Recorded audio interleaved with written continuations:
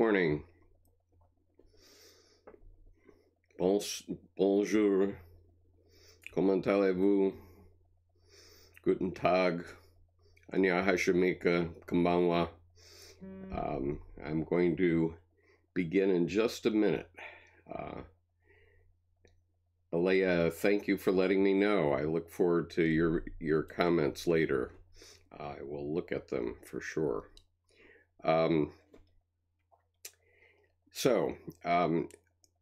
I've had a couple of requests from people to interpret the BTS videos, and I want to explain why I'm not going to do that. Anybody that does that is not a Jungian, because symbols from dreams and visions and symbols in Jungian psychology relate to your psyche. They don't relate to mine. And if I give you my ideas of what these mean, then that's going to channelize your thinking in my way. And the visions, the symbols need to be the symbols that are in your psyche, not mine. And so here's one truth. If you see anyone interpreting BTS symbols online, they are not a Jungian, okay? Because Jungian analysts and true Jungians would never do that. We all know that the symbols have to be the symbols as they relate to your psyche, not to my psyche. I don't want to put ideas in your head about my symbols, because those are my way, and you need to understand your way. And Dr. Jung was quite emphatic about that in right from the very beginning of his writing. And so, as I say, my symbols wouldn't mean anything to you, or if they did, they would be giving you sort of guardrails on your thinking that relate to me, and they have nothing to do with you. And so let me give you an example. We were talking about dreams and visions the other day, and I'm going to talk about this for a few minutes while the audience gathers, so that you can have some idea about this, and then I'll begin to read the definition of soul from Dr. Jung's book, Psychological Types. But I have this book of Symbols, and its subtitle is Reflections on Archetypal Images. It's published by Taschen. Okay, it's a wonderfully thick book, 2 inches thick. And it was written by Jungian analysts over 10 years, I think. And what they did was they took many, many different symbols. And for example, here's the symbol for dolphin. And they talked about what these things mean to them. The only problem is that doesn't teach you anything. And so to give you an example,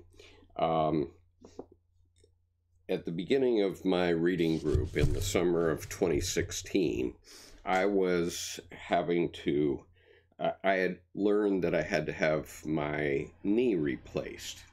Now, that's a pretty scary thing, because I was thinking, oh, that means they're going to have to amputate my leg, basically, and put a new knee in there and then put it back together, and that's pretty frightening. But I had already started the Jung reading group, and I was very excited about the response I was getting. I was getting to eight or 10 people every single day, every time I met. And I didn't want to lose that. And so I got this news that I was going to have my knee replaced. And that night I had a dream, and it was quite an awesome dream. And it's about the symbolism of knee. And so I took out this book and I looked up the symbolism for knee, and I actually read it in the group, so you can actually find this video early in JRG1, the playlist called JRG1. But in any case, I told the story of this dream to the group at that time. I'll very quickly tell it to you now.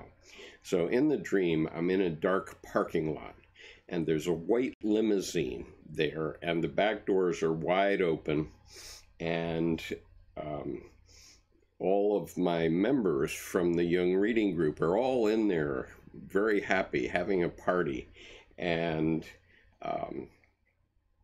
there's a kind of a golden throne in there waiting for me to get into the white limousine. And all of a sudden, somebody calls out from inside the limousine, "Where's Albert?" And I said, "I don't know, where's Albert?" And I looked around, and here's Albert getting pulled off into the corner by Nazis. And in the corner of this dark parking lot was a Nazi truck with a Nazi symbol on the side. And the member of my reading group was being pushed up into this truck. And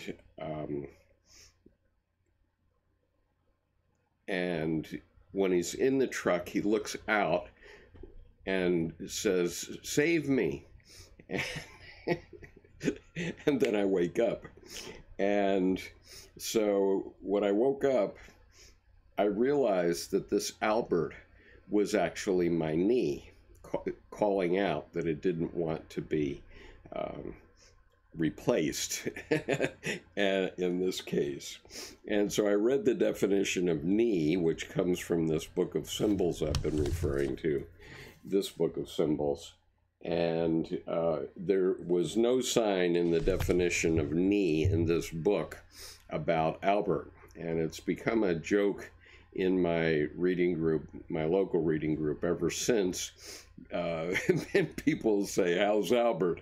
And so the point is that the symbols that are in that book had nothing to do with the symbol that was in my dream, namely Albert, this member of my group, but it's also a member of me, and this knee of mine getting taken off by surgeons who were symbolized by the Nazis in my dream. And so that'll give you an example of a dream that's, you couldn't possibly get an interpretation of that dream by reading that book of symbols. And that's why I'm not a mental health professional, and so it would be wrong of me to try to interpret your dreams or visions.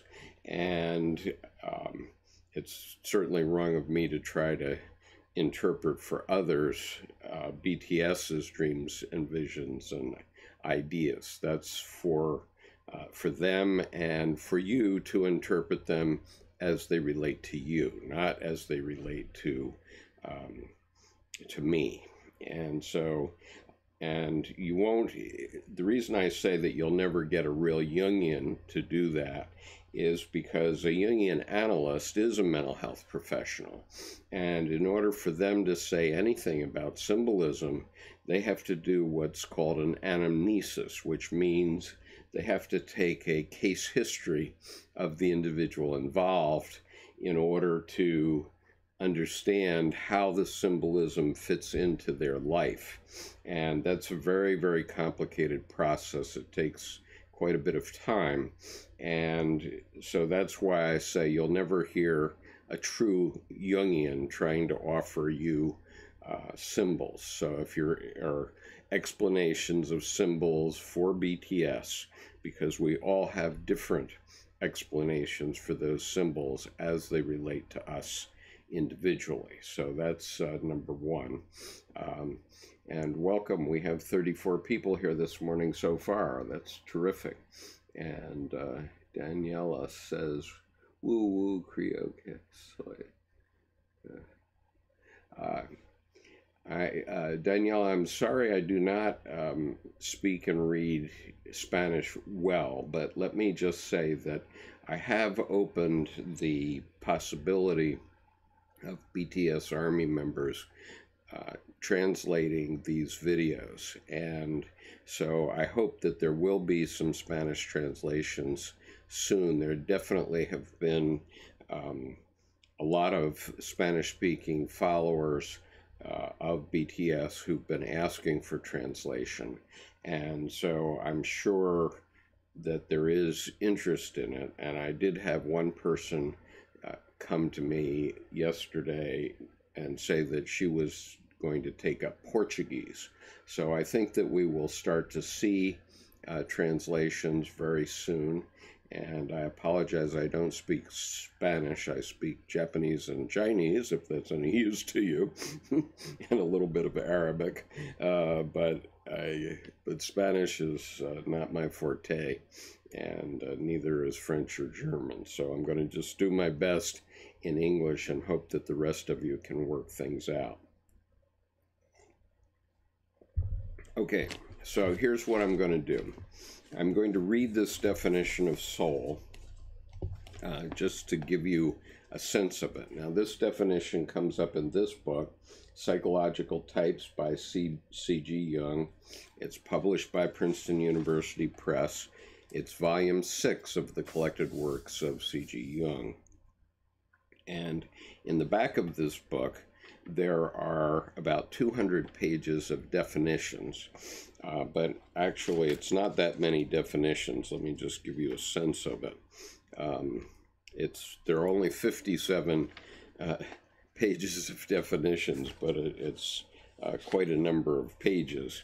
And the reason is that this definition of soul goes on for pages. It's actually about 7 or 8 pages long. So what I'm going to do is I'm going to start to read it. For the time being, I'm going to, and thank you for all the purple hearts. I appreciate that, Danielle. So when I'm reading, I'm going to sort of ignore the chat for the time being so that I can get these definitions out to you. And then, but the one thing I will do is if I see any super chats of questions that you want to, buy me a coffee to answer, I will try to answer those at the end of the next paragraph that I'm reading. And then at the end of the reading, I will come back and try to go through some of the general comments. I'll do my best on that. And then we'll continue. And by the way, this afternoon I am going to interview one of the BTS Army. This is going to be on Zoom, so you won't be able to see it as a group until I edit it. But I am interested in interviewing BTS Army members about how they're reacting to what's happening in the world of BTS. And I'm also interested in interviewing creative people, either, painting artists, drawers, or writers, even dancers. If you're doing anything creative and you have been influenced by the work of C.G. Jung, which is one of the big uses of Jungian psychology, I'd love to interview you about that so that I could have your experience expressed out to the subscribership. And the benefit is that the interview would be online so other people would learn about your work. So you can write to me.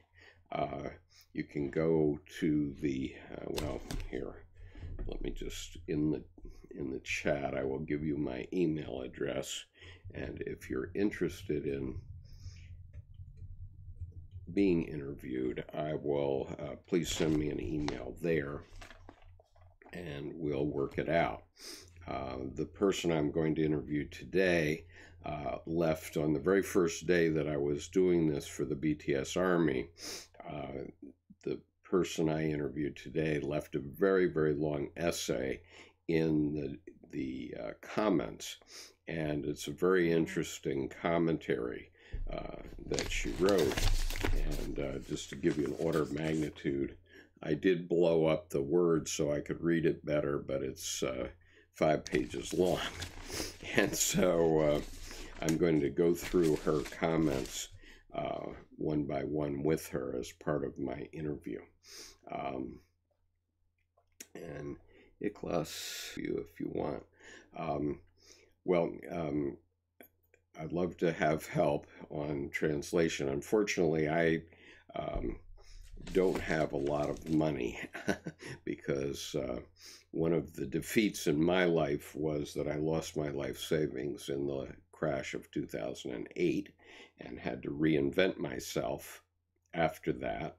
And so I don't have a lot of money to pay for translation, but if you want to volunteer for the benefit of BTS Army to put a translation on, we'll certainly do our best to mention you to the extent we know about you, and it will certainly be a benefit and very meaningful to other members of the BTS Army. All right, so I'm going to begin this reading. So I'm reading from paragraph 797 of Psychological Types by C.G. Jung. It's on page 463. And so this is the definition. And keep in mind that Dr. Jung put really complex ideas in his paragraphs. And so this is a particularly complicated definition of a word, and he is defining it from 4 different points of view. So the 4 points of view are 1, the psyche, 2, personality, 3, persona, and 4, anima. And so it begins with an introductory it begins with an introduction paragraph, which I'll give you now. I have been compelled in my investigations into the structure of the unconscious to make a conceptual distinction between soul and psyche. By psyche, I understand the totality of all psychic processes, conscious as well as unconscious. By soul, on the other hand, I understand a clearly demarcated functional complex that can best be described as a personality. In order to make clear what I mean by this, I must introduce some further points of view. It is, in particular, the phenomenon of somnambulism, double consciousness, split personality, etc., whose investigation we owe primarily to the French school, that have enabled us to accept the possibility of a plurality of personalities in one and the same individual.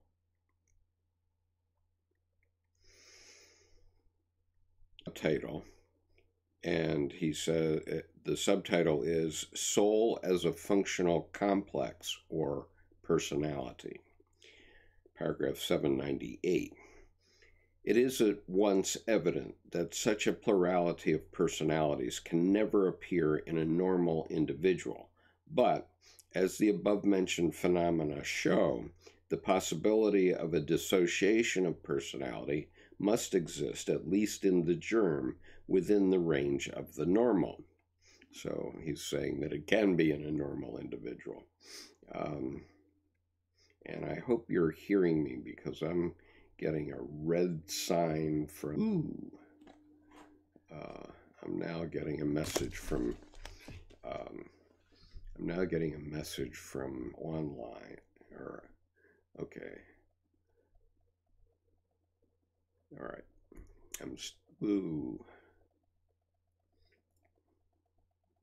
The messages I'm getting from YouTube are not good, and so I'm sorry about that.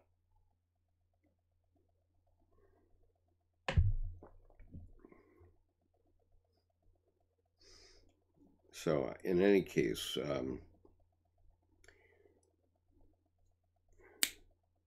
what is the message I'm getting from YouTube is not receiving enough video to maintain smooth streaming.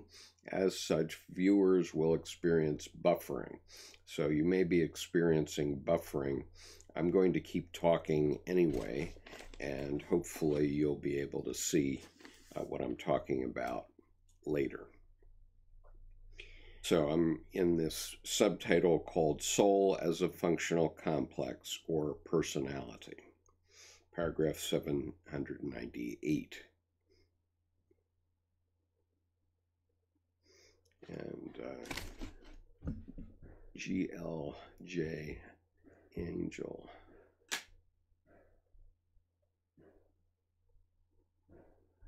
Let's see. I seem to be still getting chat from you.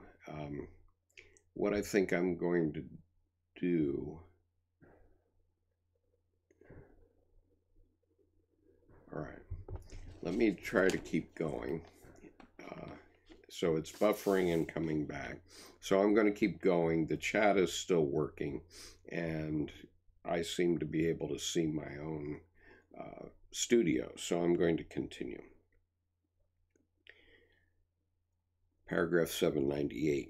It is at once evident that such a plurality of personalities can never appear in a normal individual.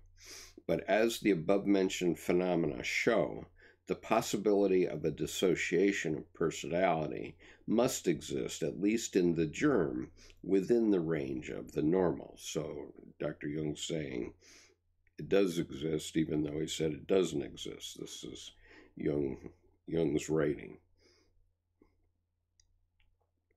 One has only, let's see, and, as a matter of fact, any moderately acute psychological observer will be able to demonstrate without much difficulty traces of character splitting in normal individuals. One has only to observe a man rather closely under varying conditions to see that a change from one milieu, from one environment to another, brings about a striking alteration of personality, and on each occasion a clearly defined character emerges that is noticeably different from the previous one. Angel abroad, devil at home is the formulation of the phenomenon of character splitting derived from everyday experience. A particular milieu or environment, a particular environment necessitates a particular attitude. The longer this attitude lasts and the more often it is required, the more habitual it becomes. Very many people from the educated classes have to move in two totally different milieus: the domestic circle, the family circle, and the world of affairs. These two totally different environments demand two totally different attitudes, which, depending on the degree of the ego's identification with the attitude of the moment, produce a duplication of character. In accordance with social conditions and requirements, the social character is oriented on the one hand by the expectations and demands of society, and on the other by the social aims and aspirations of the individual. The domestic character is, as a rule, molded by emotional demands and an easygoing acquiescence for the sake of comfort and convenience. Whence it frequently happens that men who in public life are extremely energetic, spirited, obstinate, willful, and ruthless appear good-natured, mild, compliant, even weak when at home and in the bosom of the family. Which is the true character? The real personality? Let me read that differently. Which is the true character? The real personality? This question is often impossible to answer. All right. Looks like you're hearing me, so let me continue. Paragraph 799. These reflections show that even in normal individuals, character splitting is by no means an impossibility. We are therefore fully justified in treating personality dissociation as a problem of normal psychology. In my view, the answer to the above question should be that such a man has no real character at all. He is not individual, but collective, the plaything of circumstance and general expectations. Were he individual, he would have the same character despite the variation of attitude. He would not be identical with the attitude of the moment, and he neither would nor could prevent his individuality from expressing itself just as clearly in one state as in another. Naturally, he is individual, like every living being, but unconsciously so, because of his more or less complete identification with the attitude of the moment. He deceives others and often himself as to his real character. He puts on a mask, which he knows is in keeping with his conscious intentions, while it also meets the requirements and fits the opinions of society. First one motive, and then the other gaining the upper hand. Okay, so that's the first part. That was soul as a functional complex or personality. And as I was explaining before on one of the other videos, so this is a persona that I am presenting to you. You wouldn't have wanted to see me 2 hours ago when I was at the gym and all sweaty, and I don't present that persona to you. And also, I have specific objectives by doing my live streams here, which is I think it's very important to educate young people, especially, about psychology. And unfortunately, because of our politics around the world, and especially politics within religion, it would be almost impossible to get true psychology education in anything under college level, where it needs to be. It needs to be from perhaps the 4th or 5th grade of education, but unfortunately, that's not going to happen because some religious group or another is going to object. And even in college, it just depends on your professor what he particularly favors.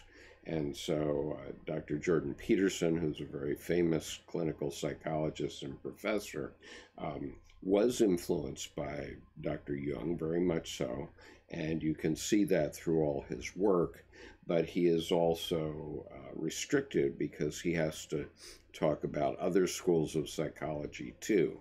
Now, I've looked at all of that, and I came to the conclusion that Dr. Jung has the best answer for me. And so I have focused on Dr. Jung's work for 32 years, and I find it very helpful to me. By reading Dr. Jung's work, I feel I'm getting psychotherapy to the extent that you can believe that. And so when BTS now is doing an entire album, one of the most popular bands in the world, is doing an entire album on Jungian ideas, I think it's very, very important that I emphasize that and other Jungians be aware of it, because we can help educate a lot of people by doing live streams like that, and like this one and the ones I've done earlier this week. So it's for that reason that I'm doing this, and I'm going to continue to do it because right now, for example, I have 37 people watching simultaneously. Up until this time, after 3 years of work, the most I had watching was 17. And so it's quite obvious that the BTS Army has a need and a desire to know something about Dr. Jung's work, and they can certainly come to this channel where there are, as of right now, this particular video will be the 899th video that you can find on this channel. And I very intentionally, over the last 3 years, I've created basically an online course in Jungian psychology. So you don't have to necessarily watch my live streams unless you want to ask me a specific question. But if you want to learn about Jungian psychology, I have very carefully gone through and tried to explain it from layman's perspective so it's understandable. Okay, so that was the first of the 4 perspectives on the word soul. The second one is soul as persona.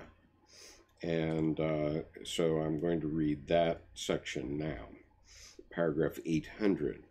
This mask, i.e. the ad hoc adopted attitude, I have called the persona, which was the name for the masks worn by actors in antiquity.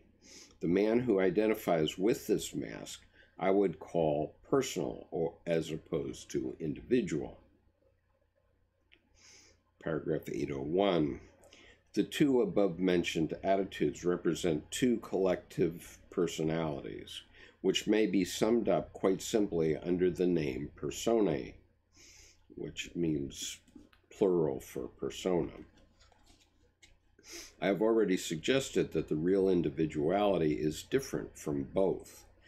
The persona is thus a functional complex that comes into existence for reasons of adaptation or personal convenience, but is by no means identical with the individuality.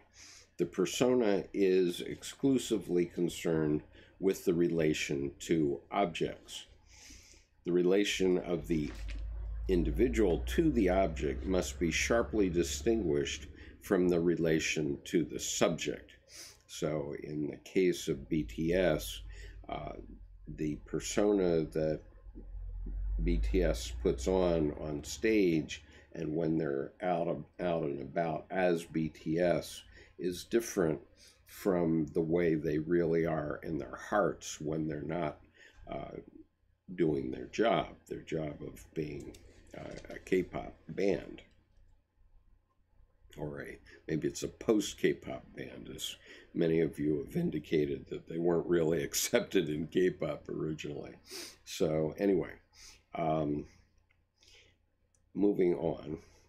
By the subject, I mean, first of all, those vague, dim stirrings, feelings, thoughts, and sensations which flow in on us, not from any demonstrable continuity of conscious experience of the object, but well up like a disturbing, inhibiting, or at times helpful influence from the dark inner depths, from the background and underground vaults of consciousness, and constitute, in their totality, our perception of the life of the unconscious.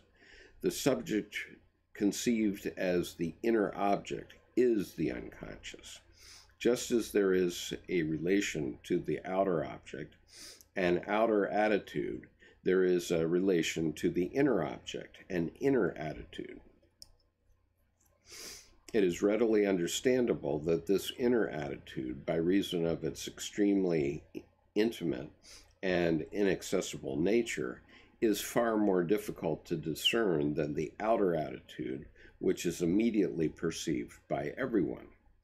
Nevertheless, it does not seem to me impossible to formulate it as a concept.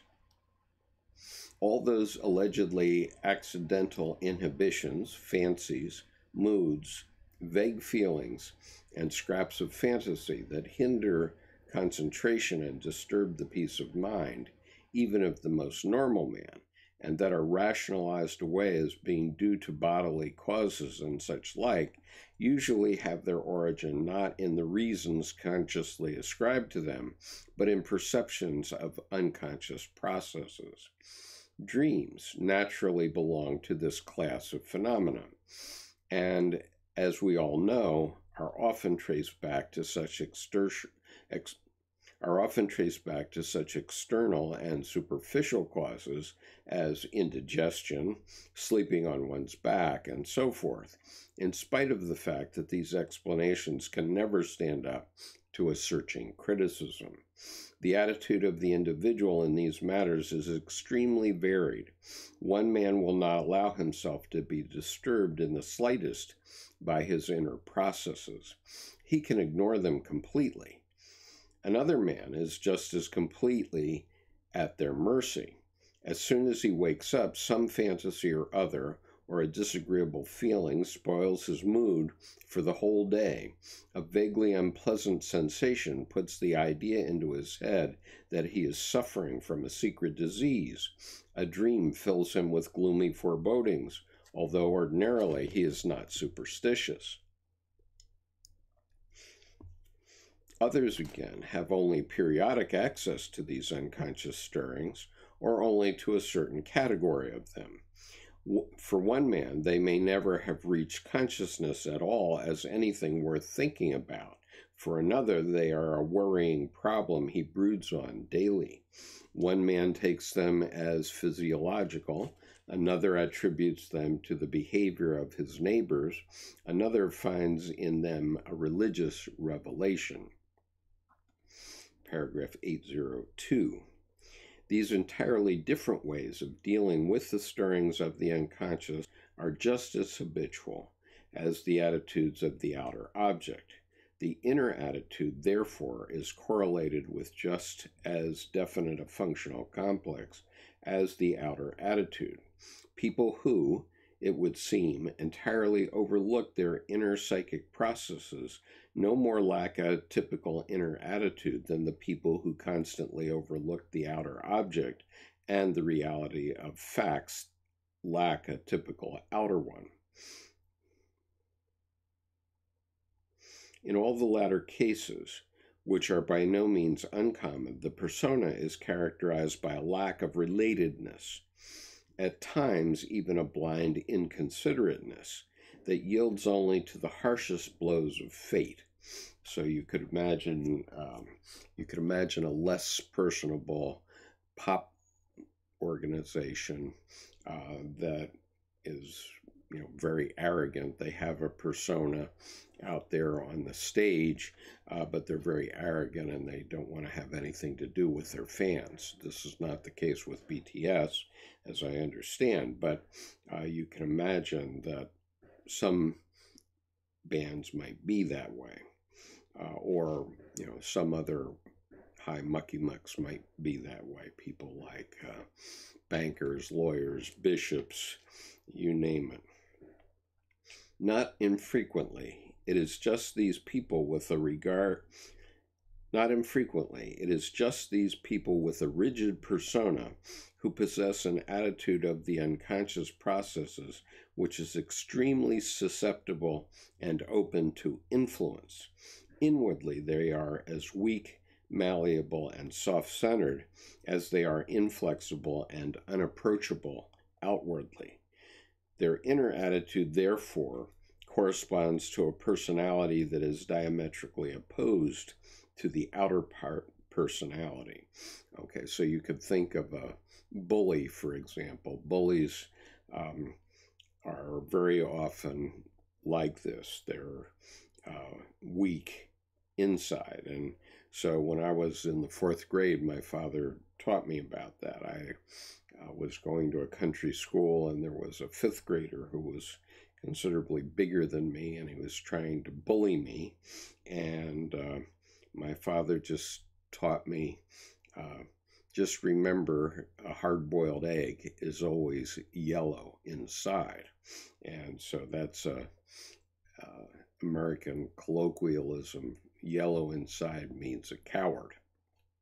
And so when my father tells me a hard-boiled egg, namely a bully, is yellow inside, is a coward inside, I took that idea into, I integrated that idea into my life, and the next time this kid tried to bully me, I simply told him that a hard-boiled egg is always yellow inside.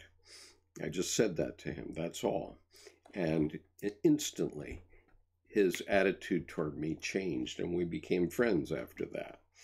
So he said, Jung goes on, I know a man, for instance, who blindly and pitilessly destroyed the happiness of those nearest to him, and yet would interrupt important business journeys just to enjoy the beauty of a forest scene glimpsed from the carriage window.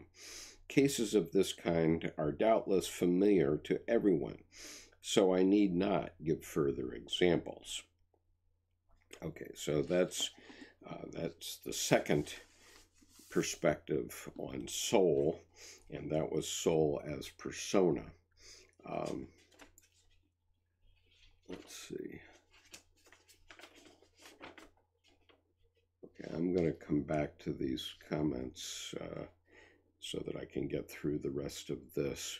And so the third part is soul as anima, paragraph 803.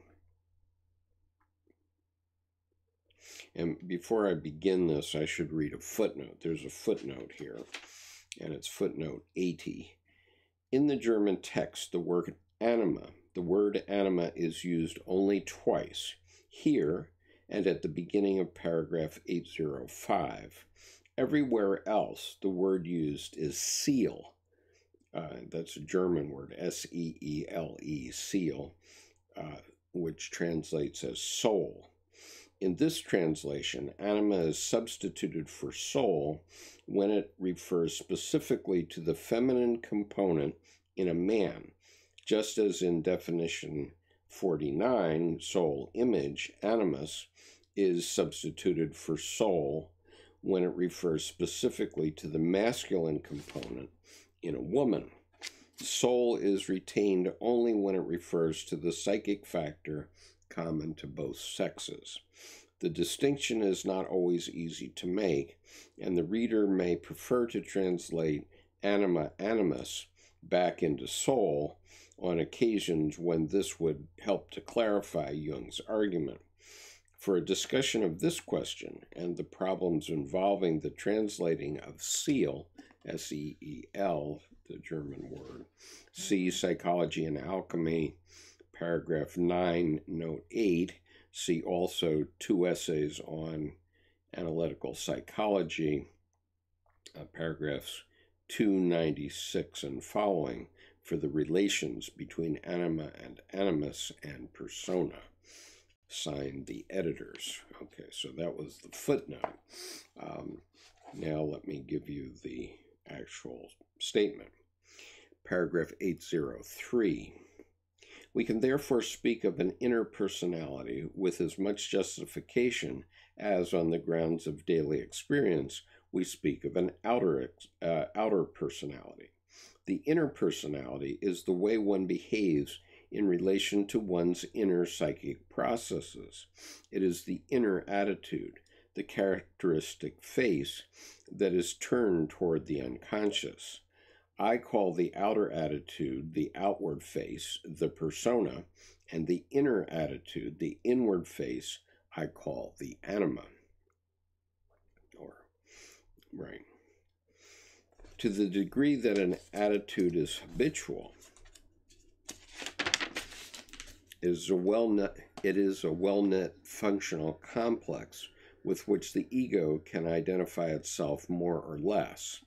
Common speech expresses this very graphically when a man has an habitual attitude to certain situations, an habitual attitude of doing things. We say he is quite another man when doing this or that. This is a practical demonstration of the autonomy of the functional complex represented by the habitual attitude. It is as though another personality had taken possession of the individual, as though another spirit had got into him. The same autonomy that very often characterizes the outer attitude is also claimed by the inner attitude, the anima. It is one of the most difficult educational feats to change the persona. The outer attitude, and it is just as difficult to change the anima, since its structure is usually quite as well knit as the personas. Just as the persona is an entity that often seems to constitute the whole character of a man and may even accompany him unaltered throughout his entire life, the anima is a clearly defined entity with a character that, very often, is autonomous and immutable. Immutable means unchangeable. It therefore lends itself very readily to characterization and description. Paragraph 804. As to the character of the anima, my experience confirms the rule that it is, by and large, complementary to the character of the persona. Okay. The anima usually contains all those common human qualities which the conscious attitude lacks. The tyrant, tormented by bad dreams, gloomy forebodings, and inner fears is a typical figure. Okay, so what Dr. Jung is talking about here is that very often in the unconscious are complements to what's happening in your physical world. And so your unconscious balances your psyche, let's say. And so let me just read that from the beginning again so that you can understand that the tyrant persona has bad dreams because that's balancing off the way he's behaving in public. So paragraph 804. As to the character of the anima, my experience confirms the rule that it is by and large complementary to the character of the persona. The anima usually contains all those common human qualities which the conscious attitude lacks. The tyrant, tormented by bad dreams, gloomy forebodings, and inner fears, is a typical figure. Outwardly ruthless, harsh, and unapproachable, he jumps inwardly at every shadow, is at the mercy of every mood, as though he were the feeblest and most impressionable of men. Thus his anima contains all those fallible human qualities his persona lacks. If the persona is intellectual, the anima will quite certainly be sentimental. The complementary character of the anima also affects the sexual character, as I have proved to myself beyond a doubt. A very feminine woman has a masculine soul, and a very masculine man has a feminine soul. This contrast is due to the fact that a man is not in all things wholly masculine, but also has certain feminine traits.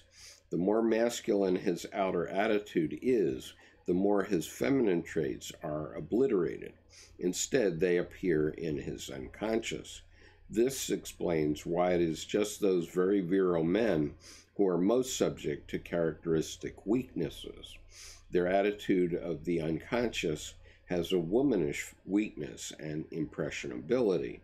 Conversely, it is often just the most feminine women who, in their inner lives, display an intractability, an obstinacy, and a willfulness that are to be found with comparable intensity only in a man's outer attitude.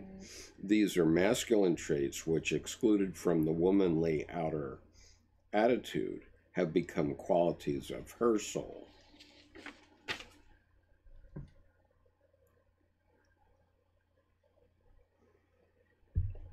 Okay, paragraph 805.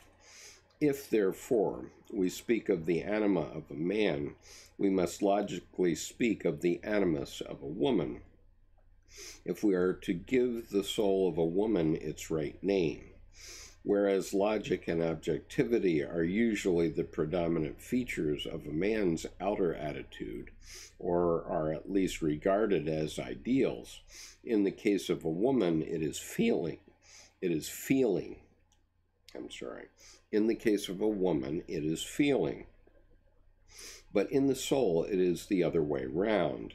Inwardly, it is the man who feels and the woman who reflects. Hence, a man's greater liability to total despair, while a woman can always find comfort and hope. Accordingly, a man is more likely to put an end to himself than a woman. However much a victim of social circumstances a woman may be, as a prostitute, for instance, a man is no less a victim of impulses from the unconscious, taking the form of alcoholism and other vices. Paragraph 806. As to its common human qualities, the character of the anima can be deduced from that of the persona. Everything that should normally be in the outer attitude, but is conspicuously absent, will invariably be found in the inner attitude. This is a fundamental rule which my experience has borne out over and over again, but as regards its individual qualities, nothing can be deduced about them in this way. We can only be certain that when a man is identical with his persona, his individual qualities will be associated with the anima. The association frequently gives rise in dreams to the symbol of psychic pregnancy, a symbol that goes back to the primordial image of the hero's birth. The child that is to be born signifies the individuality, which, though present, is not yet conscious. For in the same way as the persona, the instrument of adaptation to the environment, is strongly influenced by environmental conditions, the anima is shaped by the unconscious and its qualities.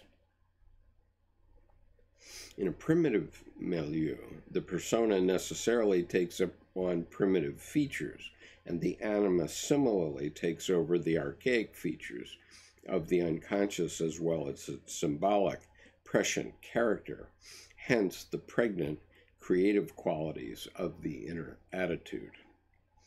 Paragraph 807.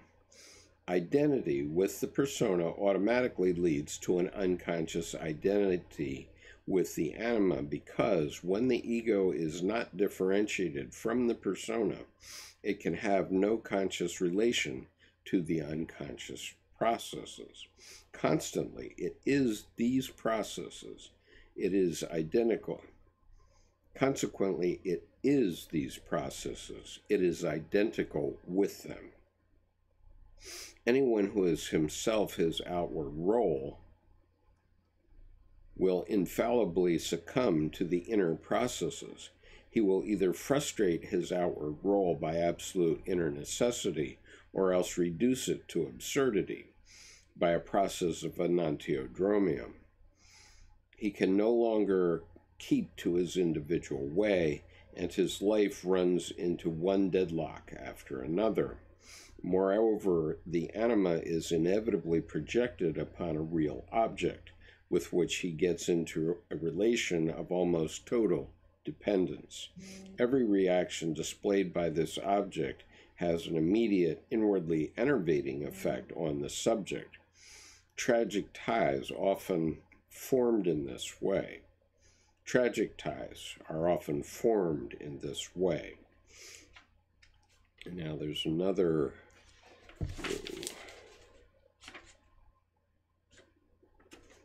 another 2 pages here.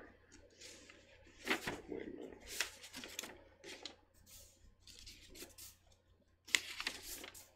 Just have to figure. All right.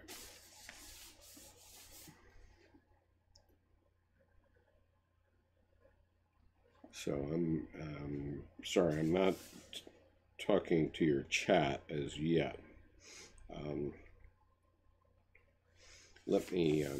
I'm going to just read 2 more pages, which are on page 470, and this is, I'm going on beyond paragraph 807, and this is a definition of soul image, anima, animus, and so it's also important to understand this. Okay. The soul image is a specific image among those produced by the unconscious, just as the persona, soul, or outer attitude is represented in dreams by images of definite persons who possess the outstanding qualities of the persona in a specially marked form. So in a man, the soul, i.e., anima, or inner attitude, is represented in the unconscious by definite persons with the corresponding qualities. Such an image is called the soul image. Sometimes these images are of quite unknown or mythological figures. With men, the anima is usually personified by the unconscious as a woman. With women, the animus is personified as a man. In every case where the individuality is unconscious and therefore associated with the soul image has the character of the same sex. Now, let me read that one more time.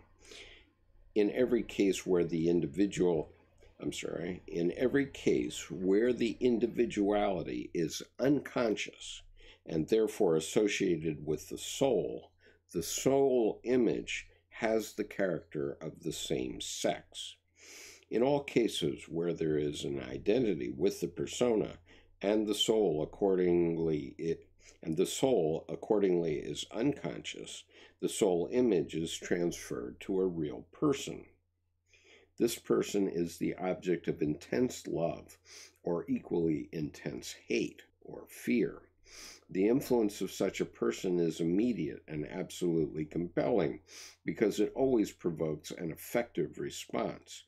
The effect is due to the fact that a real, conscious adaptation to the person representing the soul image is impossible. Because an objective relationship is non-existent and out of the question, the libido gets dammed up and explodes in an outburst of affect. That's emotion. Okay. Effects always occur where there is a failure of adaptation. Conscious adaptation to the person representing the soul image is impossible precisely because the subject is unconscious of the soul. Were he conscious of it, it could be distinguished from the object, whose immediate effects might be mitigated, since the potency of the object depends on the projection of the soul image. So you could just think of our president and his image of Vladimir Putin, and or our image of our president, whether it's love or hate. These are the types of things that are being talked about here. And I had made side marks here, DT for Donald Trump, and here Putin on my own book. So let me just read that again. And whether you love or hate our president, think about what he means to you. And whether or not you love or hate Vladimir Putin, think about what he means to you. So I'll read it once more. In every case where the individuality is unconscious and therefore associated with the soul image has the character of the same sex.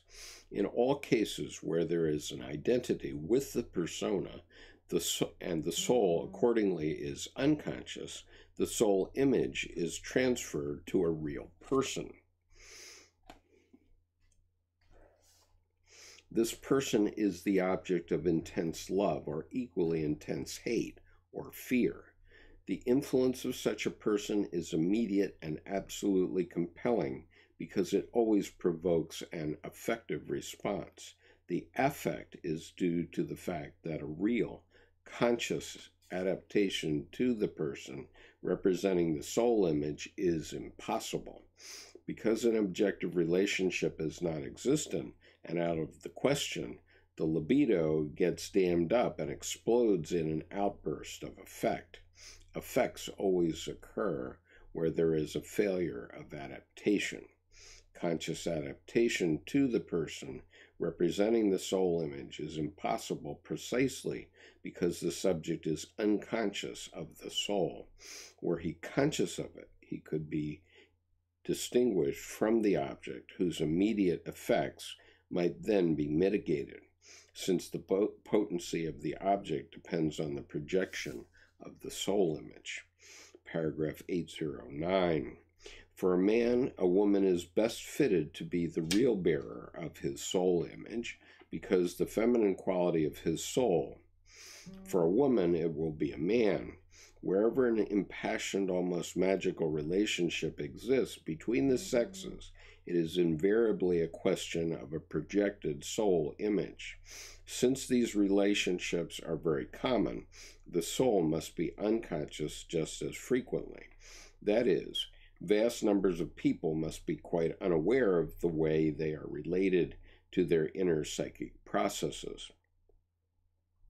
Because this unconsciousness is always coupled with complete identification with the persona, it follows that this identification must be very frequent too. And in actual fact, very many people are wholly identified with their outer attitude and therefore have no conscious relation to their inner processes. Conversely, it may also happen that the soul image is not projected but remains with the subject, and this results in an identification with the soul because the subject is then convinced that the way he relates to his inner processes is his real character. In that event, the persona, being unconscious, will be projected on a person of the same sex, thus providing a foundation for many cases of open or latent homosexuality and of father transferences in men or mother transferences in women. In such cases, there is always a defective adaptation to external reality and a lack of relatedness, because the identification with the soul produces an attitude predominantly oriented to the perception of inner processes, and the object is deprived of its determining power. Paragraph 810, and again I wrote here D.T. Putin. So, paragraph 810. If the soul image is projected, the result is an absolute effective tie to the object. If it is not projected, a relatively unadapted state develops, which Freud has described as narcissism. The projection of the soul image offers a release from preoccupation with one's inner processes, so long as the behavior of the object is in harmony with the soul image.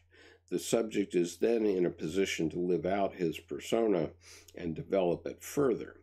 The object, however, will scarcely be able to meet the demands of the soul image indefinitely, although there are many women who, by completely disregarding their own lives, succeed in representing their husband's soul image for a very long time. The biological feminine instinct assists them in this. A man may unconsciously do the same for his wife, though this will prompt him to deeds which finally exceed his capacities, whether good or evil. Here again, the biological masculine instinct is a help. Paragraph 811. If the soul image is not projected, a thoroughly morbid relation to the unconscious gradually develops.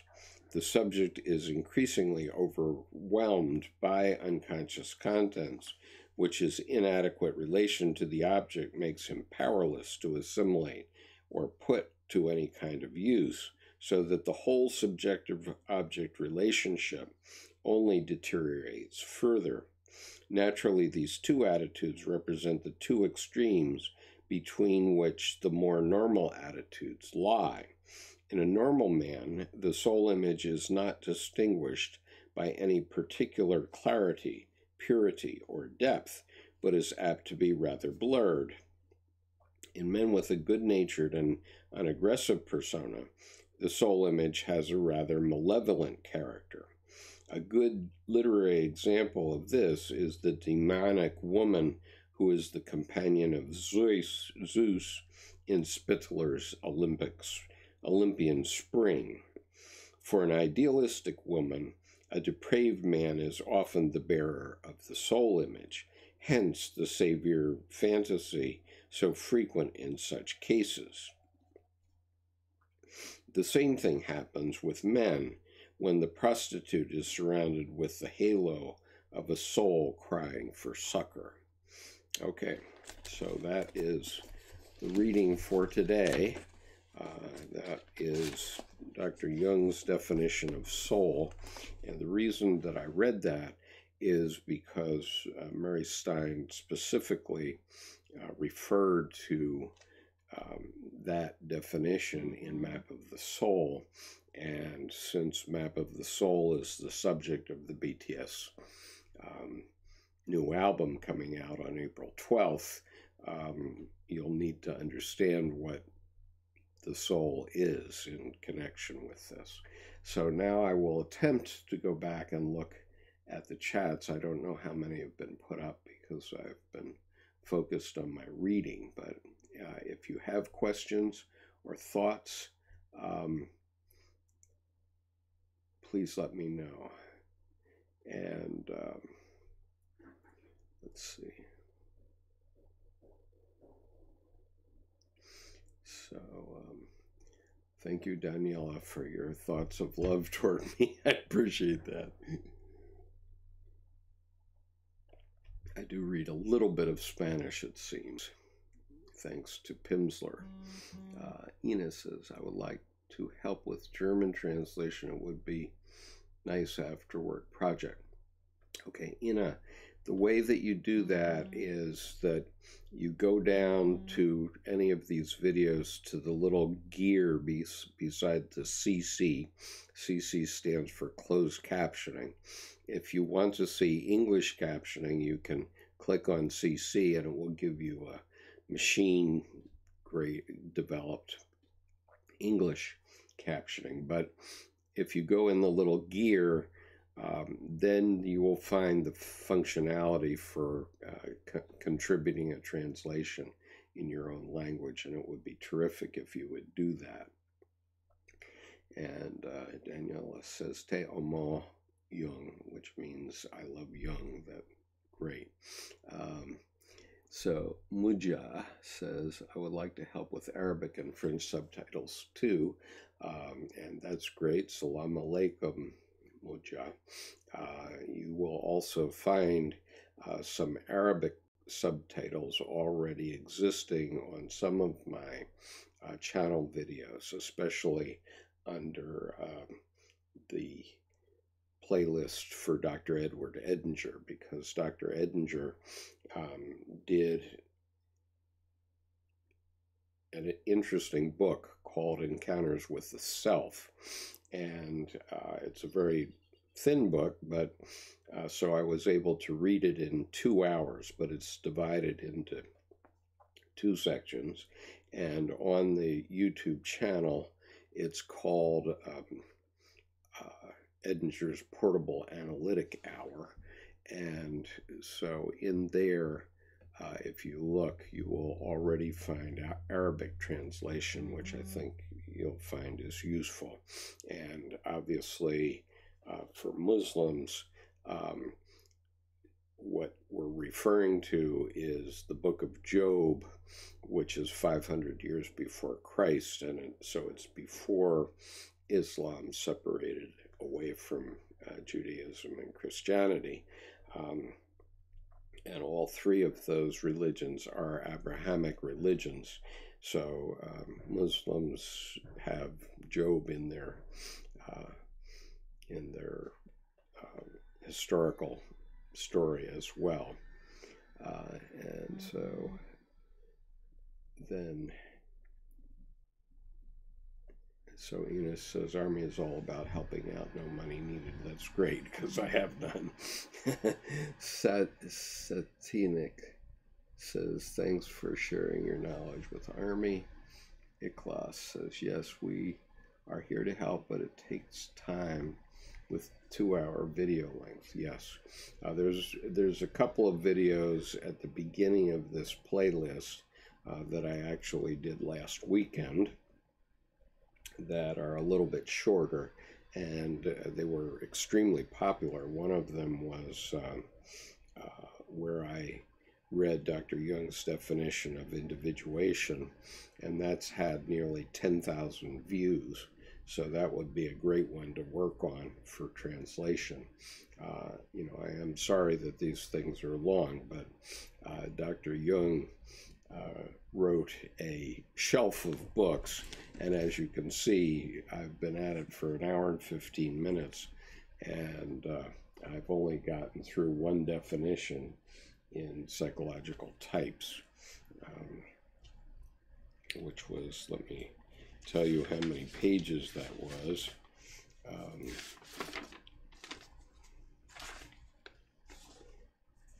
Well, it was about 10 pages of psychological types out of about 600 pages. So you can see that it's a rather complicated area. It's not easy to talk about briefly. Hold on.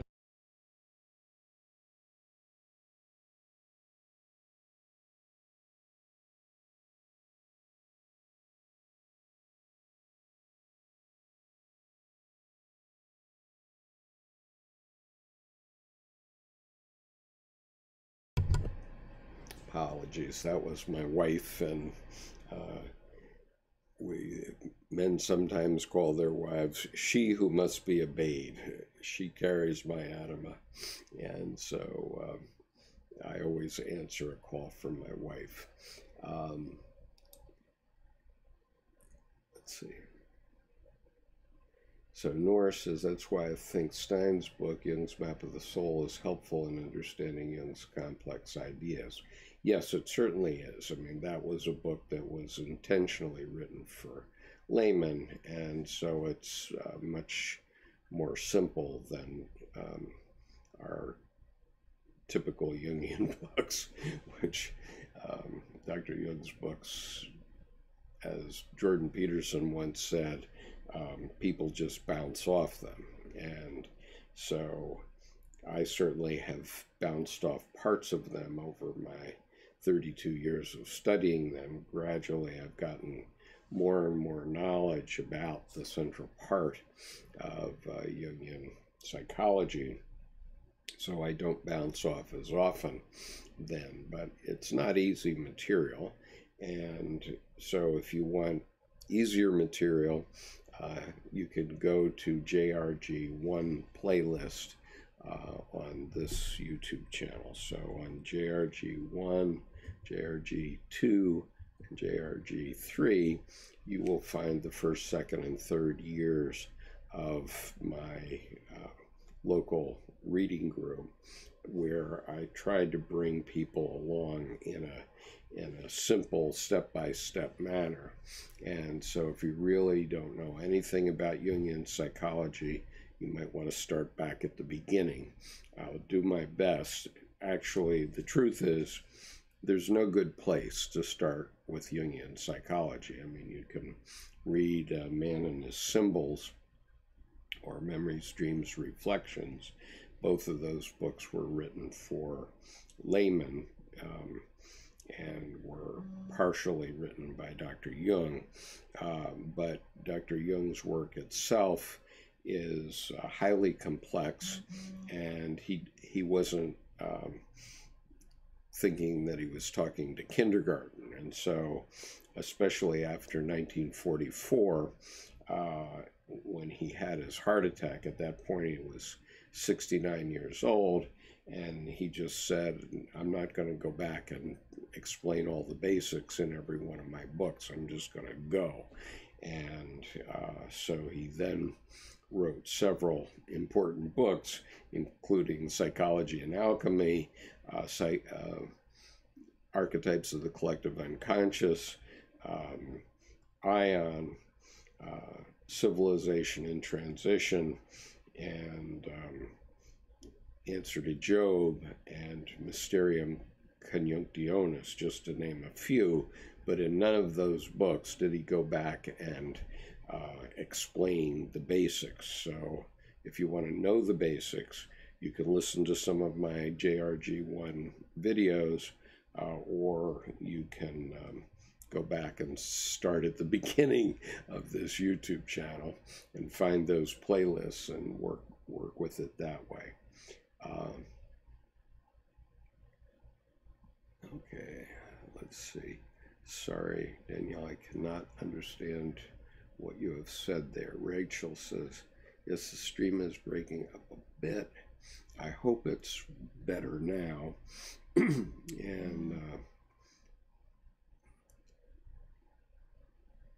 Nora says it's okay. Danielle, much love to you. BTS Vintage Army, I can only hear you right now. Video is stuck. Okay, well, that was happening in this live stream. I'm sorry about that. That's a YouTube thing. That's not mine. Matt Wu says, as we are social beings, why is it that the social conditioning and shaping of ourself is often seen as a... Well, the reason is that if you allow it too much, it allows people to manipulate you. And so you need to be able to differentiate between what's appropriate for you and what's manipulation. And so that's why it's seen as a negative thing. And we have a way too overemphasis in the world today on the logos. This is one, my one major reservation about Jordan Peterson, because from Dr. Jung's point of view and my point of view, any book, this book, for example, is just a doorstop until you fit into it. And just a moment, just want to do a demonstration. Okay, so this book is the Word, okay? And it's the most published book in the world, but it is just a doorstop until you put life into. And life isn't in the logos. Life is in the opposite of logos, which is normally referred to as eros. I object to that term. I think the opposite of logos is life, because you can learn every word that Jordan Peterson or even I ever said, or every word that Dr. Jung ever said. But until you put life into it, it has no meaning whatsoever. And the life comes from yourself, from your depths. So you can go to school until you're 40, but if that's not a life. That's just learning the ropes, so to say. Let me just put my little diagram back up. This is actually Dr. Edward Edinger's diagram. And so the self is the greater personality. It is the God image. And it has to put life into the logos. Okay, nothing else is going to... Ego can spin its wheels all at once. You can go to school until you're 40 and learn all these rules. You can memorize this book. Let's see, memorize this book, but it's going to do absolutely nothing. And this book too. I mean, just for clarity, I'm talking about all education. All education is about giving you the rules, but then you have to go out and live your life, and that's not done in the logos. That's done in the eros, the life. And so anyway, and so then, and what we have recently now is that the powers that be, especially in the United States, have been trying to limit education, because they don't want you to think for yourself. We can all think for ourselves, but they don't want you to think for yourself. They want you to flip hamburgers at McDonald's at minimum wage. And so if you want to think for yourself, you better crack out of that job as quickly as possible. You can have a PhD, great. You get a PhD, they give you a nice gown you get to wear one day, you get a hood, you know, that's all well and good. But until you put life into that, it's meaningless. It's meaningless. And so then you have to go learn what it means to, let's say you're a psychology PhD, then you have to go learn what it means to actually deal with someone who's has depression or hardship or something like that, and how do you help that person? Okay, so and so Dr. Jung, in further response to Matt here, Dr. Jung was very clear that in any collective, including this one, okay, in any collective, down to the lowest of all, okay, and so I have an advantage because you can't talk to me and I can only talk to you. And so everybody comes in. We have 44 people watching right now. And so we have a classroom of people. Everybody comes in and they listen to Skip and they go, And unless I read your comments on the chat, you know, very few people are going to really hear them because most people are listening on their iPhone. And so the result is that whatever you hear in this is what you get. And we don't have the benefit of everybody else's ideas unless I read them, which I do, but I'm trying to talk about any lecture that you go to. Most of the times when I've been to lectures, and I've been to 10 years of higher education, so I've been to a few, you know, most people don't say anything. They just listen to the professor. And so there's no way of changing the basic thing, right? So, you know, the basic thing that's said. And so, you know, that's why human beings change so slowly, actually. I hope, Aker Patrick, that I have also answered your question. Nor says, hello, please, guys, which book is he reading from? I'm a bit late. Okay, I was reading from this book, Psychological Types by C.G. Jung. This is volume 6 of the Collected Works of C.G. Jung. And Auto Alchemy says, Matt, I think it's because we all recognize that at some level, the importance of individuation, we recognize at some level the importance of individuation, so there's a natural reaction against more collective modes of existence. Yes, and anyway, individuation will happen whether you know it or not, and if you know it, and understand it and try to let the process operate, you'll be able to walk around standing up rather than, as Dr. Jung said, being ruled by fate, because individuation is anyway happening. So Auto Alchemy says, my understanding of the Jungian answer to this riddle is that social forces help us build a robust ego, and then we have the strength to individuate and rejuvenate social order. Onward the spiral goes. Skip can correct me if I'm butchering anything, haha. Well, let me just say that social forces do help you build a robust ego, but what you need to remember is that the process that you're going through is contest, defeat, lamentation, and rebirth. And this is a cycle. It's called, in Jungian psychology, it's called the Job archetype. And the basic rule is that you have to go out and make mistakes. And once you make a mistake, that's going to be a defeat, and then you lament about the defeat, large or small. It might be lamenting for 5 minutes, or it might be lamenting for 5 years, and then you're reborn into something new.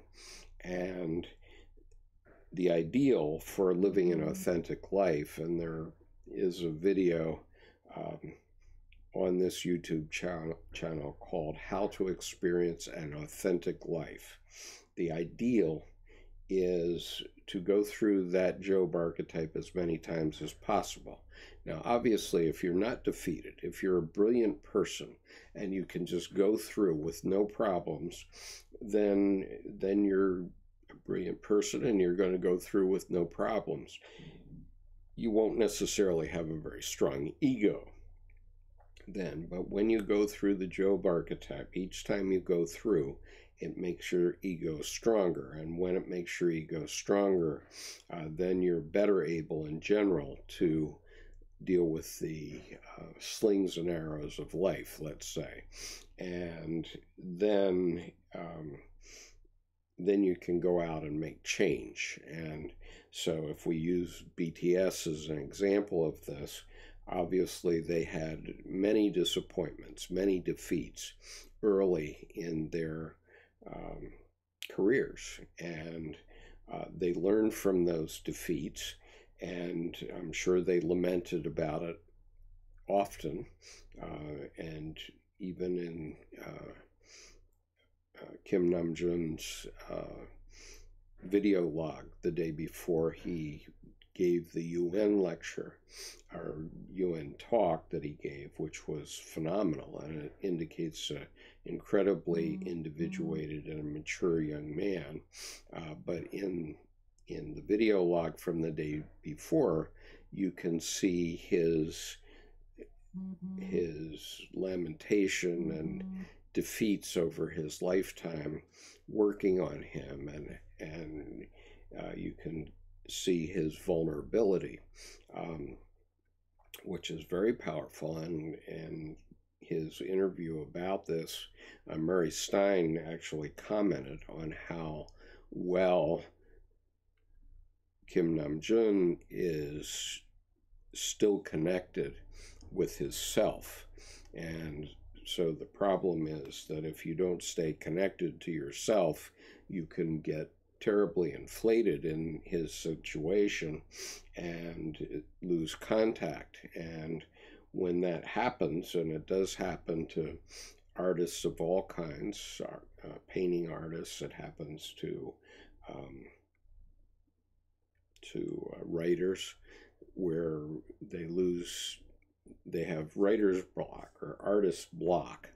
And it can happen to a singer or a dancer also, where they get a block and they're not able to produce anything more because they lose connection with the self.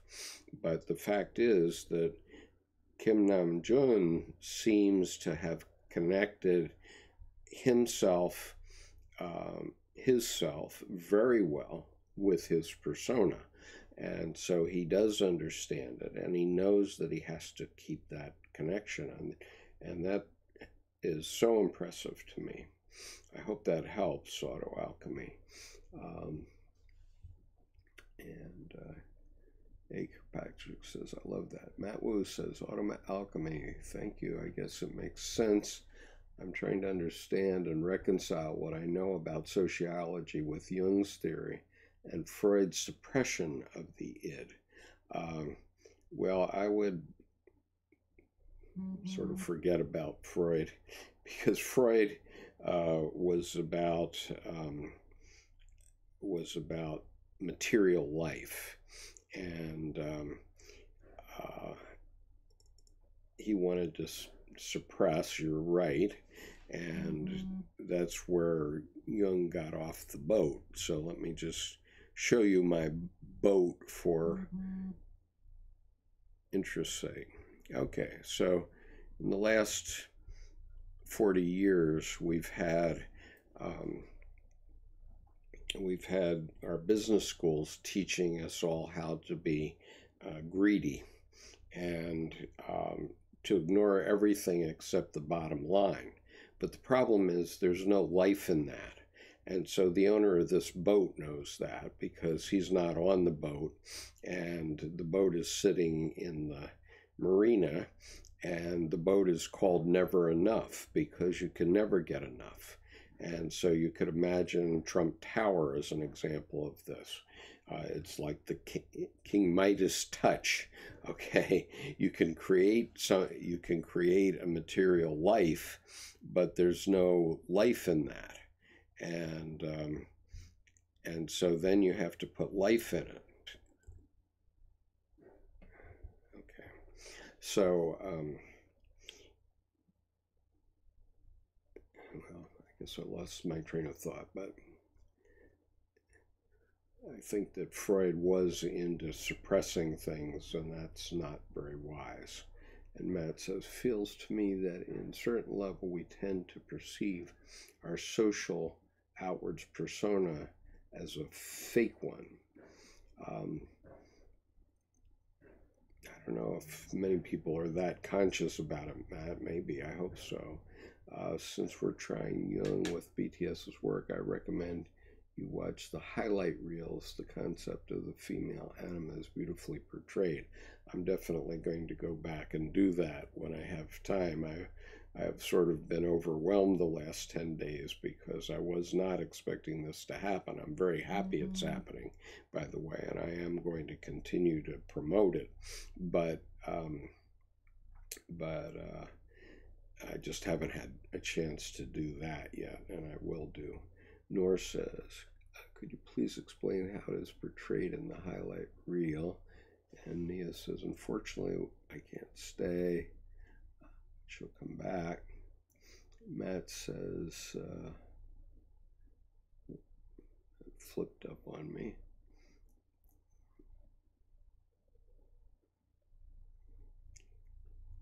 Let's see.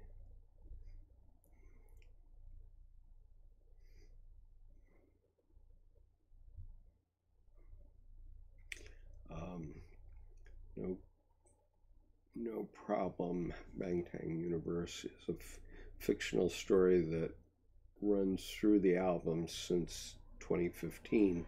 Different theories have been made through the years on it, but as fans get to know more Jung's theory, we started to identify the female characters that started to appear as personifications of the anima. We're still theorizing, but the picture is becoming clear. I recommend them. Okay, that's very interesting, Matt. I appreciate that observation. Miyoko says, thank you so much for doing this. I appreciate it.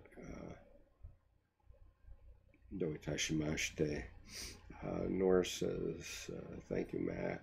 I'll look more for that. Lay says, I'm too busy on Friday night, but we'll keep listening. And there will be replays. GLJ Angel says, thank you so much for today. There's a lot to take in and process, definitely. It's a lifetime's work. Dr. Jung wrote for a lifetime, so unless you have a lifetime, you're not going to get it all. It had been a very long time since I had looked at Jungian psychology until the knowing about the upcoming BTS album and coming across my channel. So I do hope that this spurs some more interest in Jungian psychology, because it's very important in my view. And it's for lack of understanding this that we go on killing one another for religion, for example. It's totally wrong. Lay says, great, we'll do this the whole weekend. GN says, thank you, sir. I'm starting to get into Jung psychology in my native language, which is Spanish, but I also like to see your point of view because it helps me to understand and switch my English comprehension. I hope so. That would be very great if we could have people that are bilingual. And Kate says, you must live the words to give them meaning. Absolutely. BTS Vintage Army. Your comment, no good place to start in Jungian psychology, how highly complex. Thank you for this discussion, referring myself back to JRG1 videos for basics. Fascinating. That's the way to go, I think. And Kate says, and by the way, I don't say that those videos are brilliant. I've changed my approach somewhat over the last 3 years, but you know, I'm hopeful that those JRG1 videos will be useful to you. And actually the very first one, the one on individuation, has been the most popular video on my channel since the beginning. So Kate says, sometimes we live too much in logos, and that's absolutely it. BTS teaches us to think for ourselves and to live well. Absolutely. I mean, logos, all it can do is teach you how to be a human being. And then you have to actually go out and do it. And so one of my favorite quotes from Jungian psychology is from paragraph 63 of Ion, where he says that, you know, you can explain to your blue in the face what a duck-billed platypus is. Okay, in other words, you can create an encyclopedic discussion of a duck-billed platypus, including its weight, what it eats, how it mates, etc. But the duck-billed platypus just goes on living nonetheless, and it doesn't care one whit about zoological criticism of its habits. The duck-billed platypus is just living there being a duck-billed platypus, and it could care less what you say about it in zoological criticism. Children and young people to think independently, display their thoughts. Wakarimashita. And I hope that it appears that the feed has been knocked offline, but maybe it will come back. And so I'm going to keep talking. And Mijita says, so there are many people who don't know how to think and solve it themselves, even when they are troubled with something. And I think Jung psychology is effective as a foothold for them to solve their problem, but when I try to explain it to them, they tend to keep away from because it's difficult. Well, yeah, I mean, that's going to happen, and happens to me too, like that.